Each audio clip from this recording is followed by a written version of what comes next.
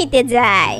আর তারা জমিতে এসে দেখে কবিরাজ মশাই সেই চকলেটের সেই ছোট্ট গাছটি এক রাতে অনেক বড় হয়ে গেছে।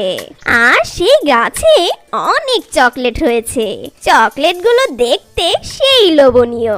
ওরে কি মজা, কি মজা, আমাদের গাছে চকলেট হয়েছে।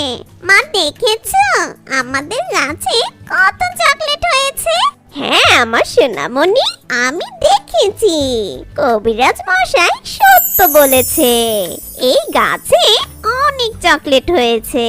এটা একটি জাদুর চকলেট গাছ আমার সোনারা। তারপর টুনি সেই চকলেট গাছ থেকে কিছু চকলেট পেড়ে তার ছানাদের দেয়। আর তারপর টুনি দুই ছানা অনেক মজা করে সেই চকলেট খেতে থাকে।